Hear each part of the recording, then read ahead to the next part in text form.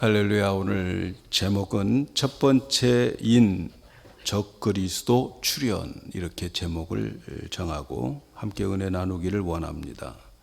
요한계시록은 마지막 이 종말에 나타날 일들과 또 과거 현재의 일을 설명해 주는데 수많은 이 내용이 종말에 대한 내용을 많이 기록하고 있습니다.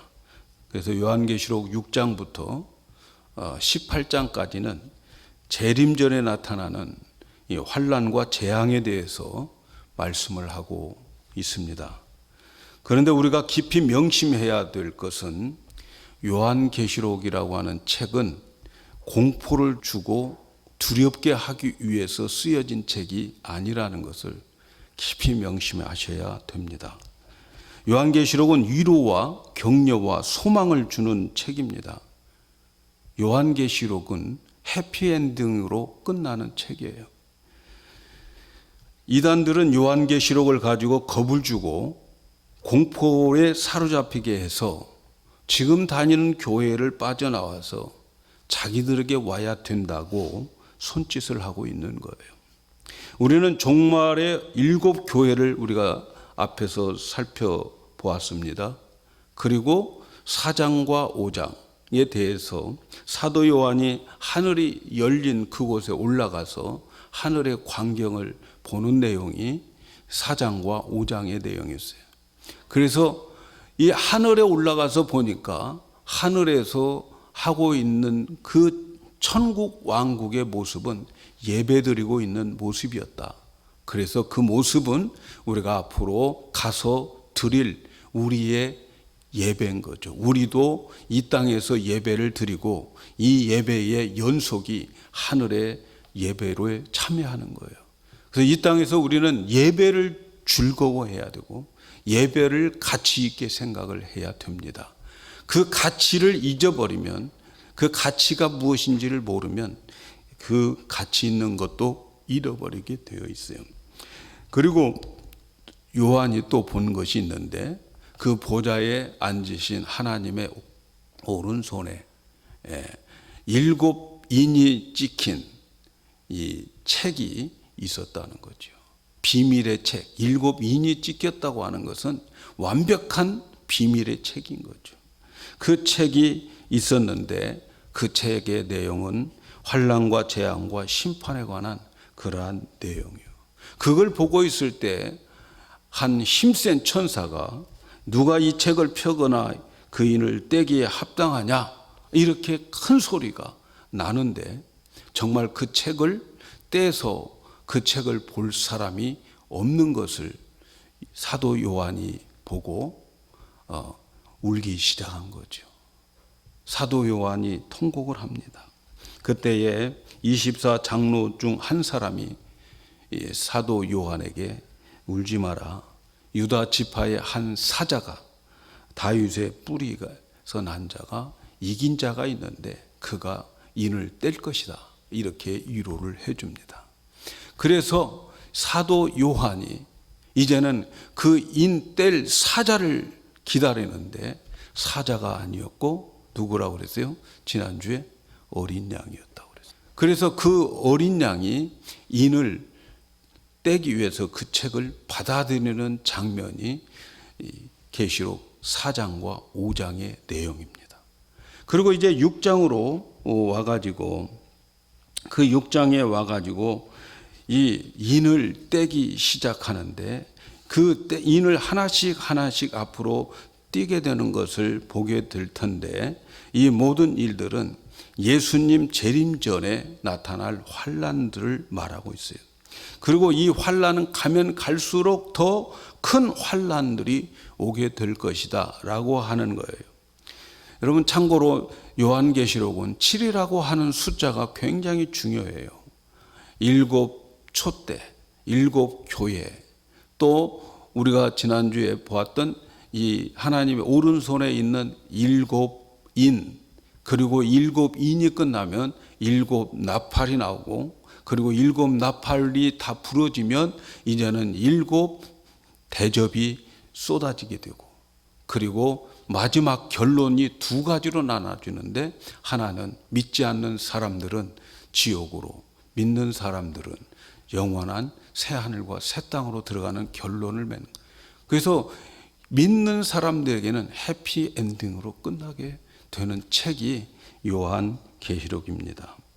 그런데 이러한 재앙 중에서, 이 재앙 중에서 우리가 기억해야 될 것은, 이 모든 환난과 재앙이 누구에 의해서 내려진다는 건가 하는 것을 아셔야 돼요. 여러분, 이 환난과 재앙, 앞으로 무서운 일들이 벌어지는 이 모든 것은 하나님에 의해서 이루어진다는 사실을 아셔야 돼요. 악한 사탄이 주는 게 아니에요. 왜? 그 손에, 하나님의 그 오른손에 있는 그 두루마기 책 속에 있는 재앙들이기 때문에 이 모든 재앙은 하나님이 내리는 재앙이라는 것을 아셔야 돼요. 그렇다면 하나님이 이 재앙을 왜 내리시는가? 하나님이 세상을 이처럼 사랑하셔서 독생자를 주셨다고 하셨는데, 왜 하나님이 사랑하는 세상에 환난과 재앙을 내리시냐는 겁니다. 왜 그럴까요, 여러분? 그것은 악한 자들에게는 하나님의 인내의 한계를 보여주는 것이고, 그래서 그들에게는 최종 심판을 그들에게 내리는 사건들이고, 그리고 믿는 사람들에게는 최종적인 구원의 사건이 이루어지기 위해서라는 거죠. 그리고 우리 하나님은 그것을 통해서 알곡과 가라지를 골라내고, 그리고 알곡과 가라지 중에서 알곡을 추수하고 계시는 기간이 그 환난 기간입니다. 진짜 믿음의 사람은, 구원을 하시고 믿지 않는 사람은 하나님에게서 그 인내의 한계를 나타내서 완전히 그들에게 이제 하나님의 인내는 여기서 끝이다 하고 그들을 영원한 지옥으로 이제 심판해 버리는 거죠. 그래서 진짜 믿음을 가진 자들은, 여러분, 어떤 환난이 와도 두려워하지 말라. 예수님께서 요한복음 16장 33절에 이것을 너희에게 이름은 너희로 내 안에서 평안을 누리게 하려 함이라. 세상에서는 너희가 환난을 당하나 담대하라. 내가 세상을 이겼노라 하시니라. 사랑하는 여러분, 앞으로 우리가 환난을 당할 것입니다. 그러나 그 환난은 예수님을 믿는 사람들에게는 걱정할 필요가 없습니다. 무서운 재앙과 환난이 와도 걱정할 필요가 없습니다. 요한계시록에 어떤 환난이 와도 예수 안에 있는 자들에게는 평안을 누리라고 예수님이 말씀하고 있습니다. 여러분 믿습니까? 요한계시록에 나타난 무시무시한 재앙들, 무시무시한 환난이 우리에게 와도 주님은 우리에게 말씀하시는 게 뭐예요? 걱정하지 말라. 그 환난 가운데서 평안을 누려라, 이렇게 말씀합니다. 하나님 우리에게 당할 환난과 재앙을 미리 가르쳐 주신 목적은 우리를 겁주고 공포하고 그래서 떨게 하기 위한 것이 아닙니다. 그러한 재앙들이 와도 평안을 누리고, 어떤 재앙이 와도 하나님이 이거 온다고 그랬지 하고 당연히 여기라는 말씀이에요. 당연히.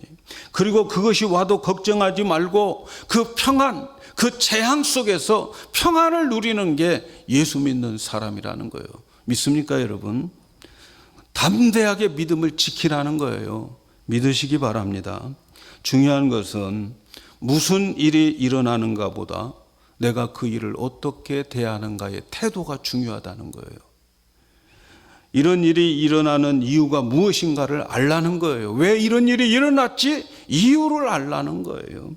어떤 일이 일어나도 우리가 예수 안에 있으면 걱정할 필요 없다는 거예요. 왜냐하면 예수님은 모든 환난에서 이기셨기 때문에, 그리고 우리는 그 이기신 예수님 안에 있기 때문에 걱정할 필요가 없다는 거예요. 우리의 문제는 내가 진정 예수를 믿고 내 안에 예수님이 계시고 내 안에 예수님이 계시는가를 확실하게 확인하면서 살아가는 것이 중요한 거예요. 내가 예수 안에 있으면 환난이 와도 재앙이 와도 담대하라는 말씀입니다. 사랑하는 여러분, 요한계시록은 예수님의 재림 전에 나타날 일들이에요. 그러나 그것이 오늘 나타나든지 아니면 10년 후에 나타날지 아무도 몰라요. 그거 중요하지 않아요. 중요한 것은 지금 바로 나의 믿음 상태가 중요하다는 거예요. 여러분, 나의 종말이 예수님의 재림이 오기 전에 나의 종말은 이미 끝나버려요. 그런 사람들이 수두룩 할 겁니다, 여러분. 그래서 그 재앙이 언제 오느냐, 그건 우리의 문제가 아니에요. 그건 하나님이 알아서 내릴 것이고, 우리의 문제는 어떤 재앙이 언제 와도 그 재앙 속에서 내가 예수 안에 있는가를 확인하고, 그리고 그 안에서 담대함을 누릴 수 있어야 돼요. 요한계시록은 지금 나의 믿음을 그래서 점검하라고 주시는 말씀입니다. 우리를 겁주기 위해서 하는 말씀이 아니에요. 지금 내가 진정으로 예수를 믿고 있다면 어떤 환란이 와도 내가 죽어도 괜찮아요, 여러분. 정말 여러분 예수님을 믿고 내가 예수 믿으면 천국 간다고 하는 확신이 있다면 여러분 죽어도 괜찮잖아요? 아니, 죽으면 더 천국 빨리 가잖아요? 그렇지 않습니까, 여러분? 내가 죽으면 이제는 우리 하나님이 어디 계시는가? 우리는 희미하게 보여지는데 우리가 딱 죽는 순간 영과 영으로 하나님을 확실하게 보게 되고 확실한 그 하나님을 만나게 되는 거예요. 죽음이라고 하는 것 때문에 죽으면 바로 주님 만나고 바로 천국 가는데 정말 예수 믿는 사람들일까? 우리의 믿음을 한번 점검해 보아야 되지 않겠습니까? 진정으로 하나님을 사랑하는 사람이라고 한다면, 진정으로 마음을 다해서 목숨을 다해서 이 세상에 무엇보다도 하나님을 더 사랑하는 사람이라고 한다면 죽으면 바로 그 사랑하는 사람 직접 만나는데 뭐가 그렇게 우리가 두려워야 되겠습니까, 여러분? 어떤 환란이 와도 호들갑 떨지 말고 죽으면 죽으리라고 하는 믿음을 가지고 모든 재앙을 반드시 오게 되는 그 재앙과 환란들을 편하게 편안한 마음으로 누리라고 하는 그 의미에서 그 7인이 찍힌 비밀의 책을 우리에게 공개하는 거예요. 청기 누설을 하고 있는 거예요. 떨라고 하시는 게 아니란 말이죠. 이런 사실이 분명히 있을 텐데, 있게 될 것인데, 그러나 너희들 걱정하지 마라. 너희들은 내 안에 있지 않냐. 내가 세상을 이겼어. 내가 이긴 것은 너희들의 이김이야. 이렇게 말씀하시고 계시는 책이 요한계시록이라는 거예요. 그래서 우리가 이 요한계시록을 대하는 우리 모두에게는 죽으면 죽으리라는 믿음을 준비하셔야 돼요. 믿습니까, 여러분? 오늘 여러분에게 그 믿음이 준비되기를 축복합니다. 여러분, 우리는 2장과 3장에서 7교회들을 살펴보았어요. 그 7교회를 살펴보는 중에 저에게 가장 마음에 와 닿는 교회는 빌라델피아 교회였어요. 빌라델피아 교회.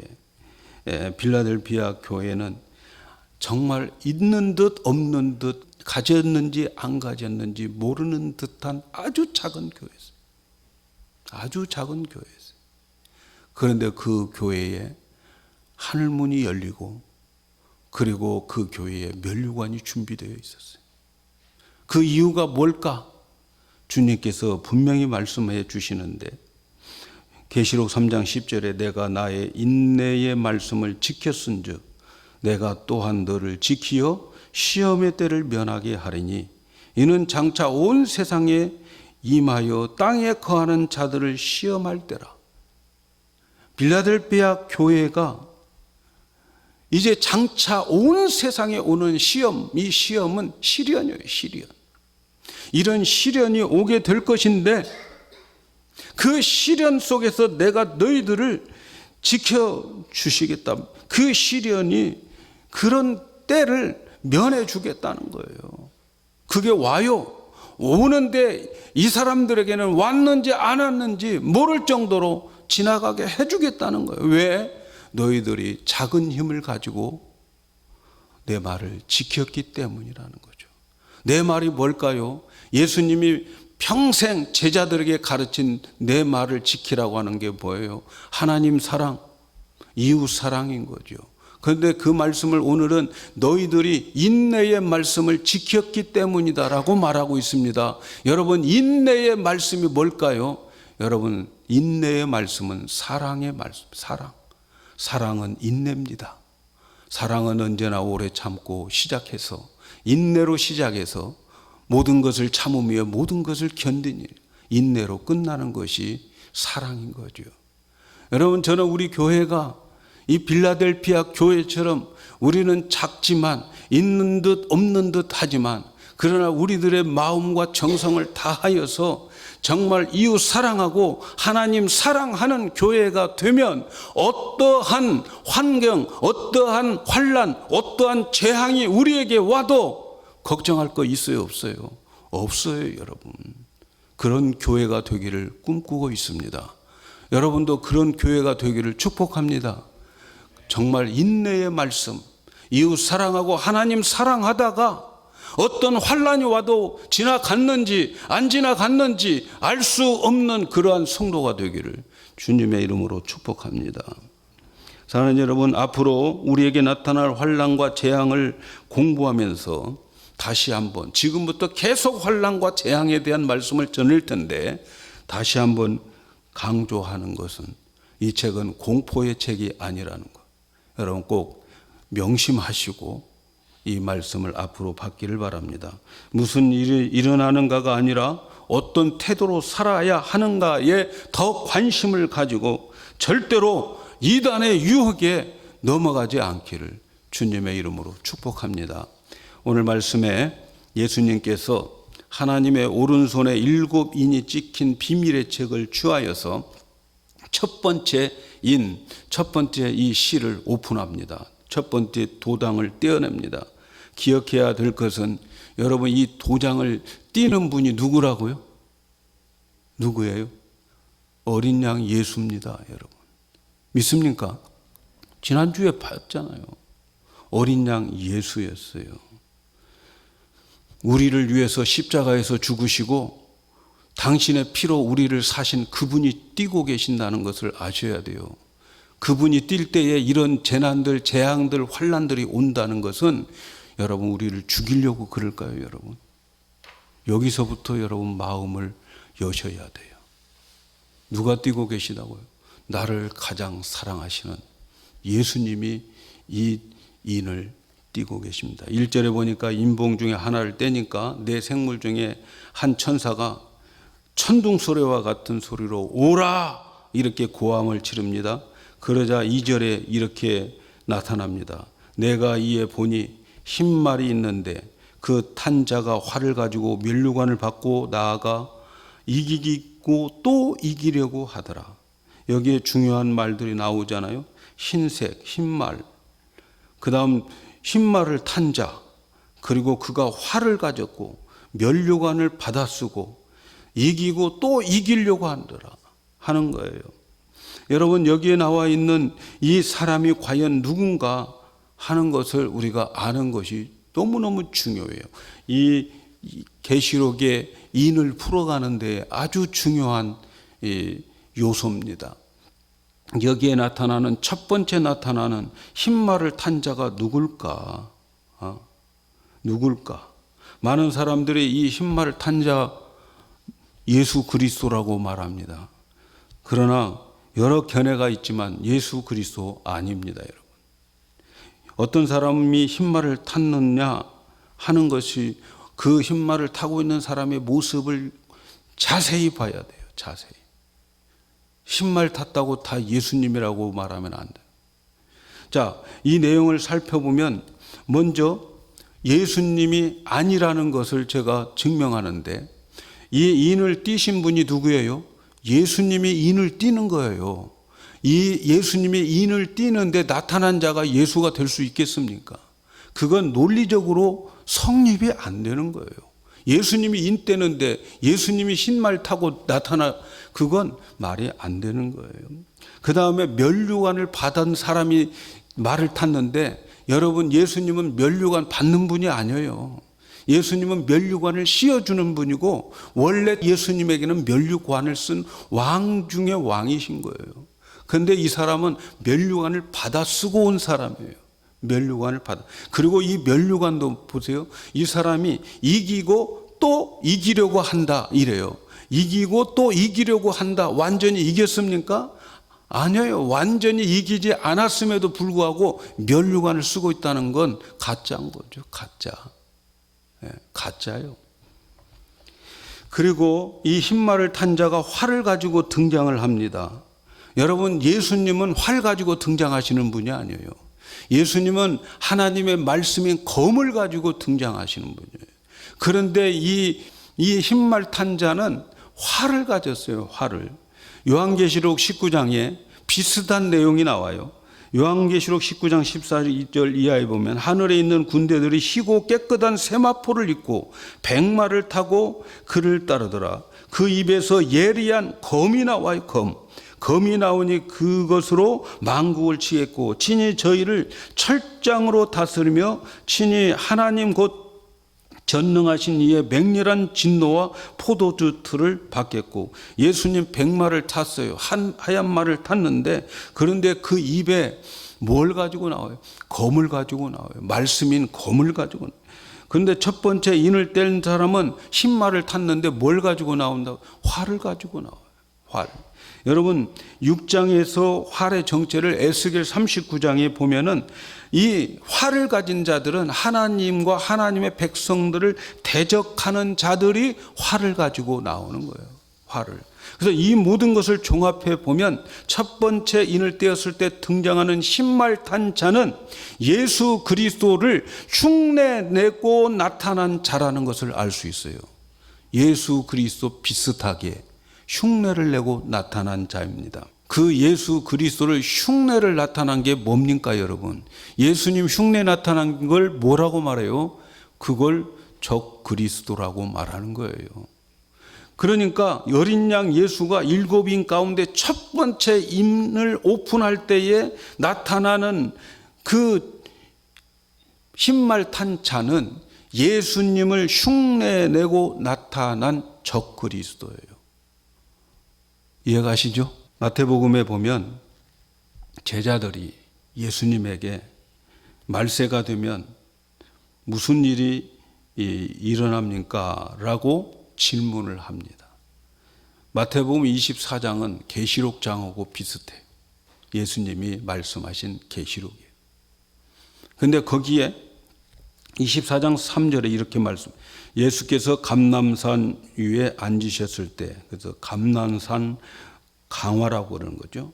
앉으셨을 때에 제자들이 종용이 와서 가로되 우리에게 이르소서 어느 때에 이런 일이 있겠사오며 또 주의 임하심과 세상 끝에 무슨 징조가 있겠습니까?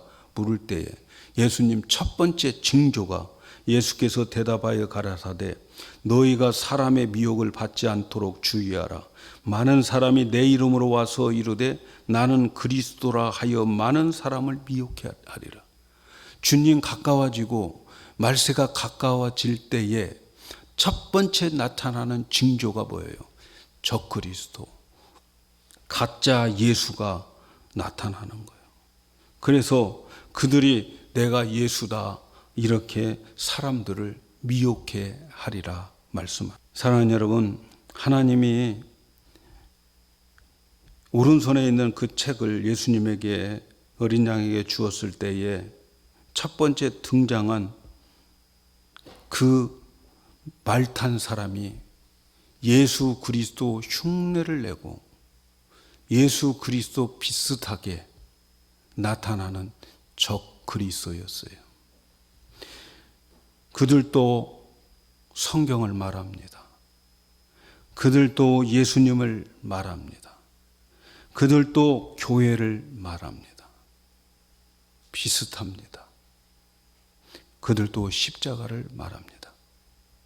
그런데 비슷한데 자세히 보면 기독교를 흉내내고 있어요. 예수님 흉내내고 있어요. 적 그리스도입니다. 우리는 영적인 눈과 분별력을 말세에 가져야 됩니다, 여러분. 성경은 적그리스도를 어떻게 말하고 있는가?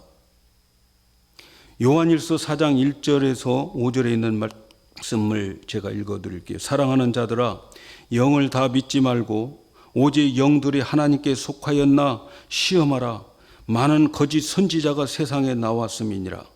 하나님의 영은 이것으로 알지니 곧 예수 그리스도께서 육체로 오신 것을 시인하는 영마다 하나님께 속한 것. 예수님이 육체로 오신 것을 시인하는 영이 하나님께 속했다고. 또 예수를 시인하지 아니하는 영마다 하나님께 속한 것이 아니니 이것이 곧 적그리스도의 영이니라. 적그리스도 영이니라. 오리라 한 그 말씀이 너희가 들었거니와 이제 벌써 세상에 있느니라. 잘 들으세요. 자녀들아, 너희는 하나님께 속하였고 또 저희를 이겼나니 이는 너희 안에 계시니가. 어디에 계시니? 이는 너희 안에 계시니가 세상에 있는 이보다 크심이라. 적그리스도는 어떤 사람이 적그리스도라고 그랬어요? 예수님이 육체로 오신 것을 부인하는 것, 그것 적그리스도라고 말합니다. 여러분, 사실 이때는 이 이원론 사상이 있는 영지주의자들, 그래가지고 육신의 것은 모든 것이 악한 것이다. 그래서 예수님은 육신으로 오지 않았다. 그래서 예수님을 관념종으로 믿게 만듭니다. 저와 여러분은 예수님이 육신을 입고 오심을 다 믿고 있습니다. 아멘이죠? 그런데요, 4절에 있는 말씀에 자녀들아 너희는 하나님께 속하였고 또 저희를 이기었나니 이는 너희 안에 계신 이가 세상에 있는 것보다 크심이라. 육체로 오신 예수님이 지금 어디에 계신다는 거예요? 육체로 오신 예수님 지금 어디에 계십니까? 너희 안에, 내 안에 계시는 거예요. 내 안에 계심을 믿어야 되는 거예요. 믿습니까, 여러분? 지금 우리는 그 예수님이 내 안에 계시고, 그리고 십자가에서 죽으신 그 예수님이 부활하셔서 저 보좌에 앉아 계시면서 동시에 내 안에 계심을 믿으셔야 돼요. 사랑하는 여러분, 구약의 성도들은 어떻게 구원받아요? 율법 지켜서 구원받나요? 구약의 성도들도 오실 예수님, 오실 메시아를 믿음으로 구원받아요. 아멘입니까? 그리고 예수님이 오실 그 약속된 예수님이 이 땅에 오셨어요. 예수님과 함께 같은 시간에 같은 땅을 받고 있는 그 시대를 공생애라고 말하는 거예요. 예수님의 그 공생애 시대에 주님과 함께 살아가는 사람들은 어떻게 구원받습니까? 그들은 구약에 약속하신 그 예수님이 육체를 입고 오셨음을 믿어야 구원받습니다. 그렇지 않으면 그 사람은 예수님이 만들어 놓은 기적의 떡을 먹고도 구원 못 받아요. 예수님이 엄연히 오셨는데 예수님이 또 오실 거야. 아니야, 이분 아니야. 우리는 다른 예수를 기다려. 그 사람들은 전부 지옥 갑니다, 여러분. 믿습니까, 여러분? 이제 예수님이 오셔서 십자가에서 우리의 모든 죄와 허물을 위해서 죽으시고 부활하시고 승천하셨습니다. 승천하신 후에 성도들은 이제는 어떤 예수를 믿어야 될까요, 여러분? 저와 여러분들은 어떤 예수를 믿어야 구원받습니까? 2000년 전 십자가에서 우리의 죄를 위해서 죽으셨어. 그것 믿으면 구원받습니까, 여러분?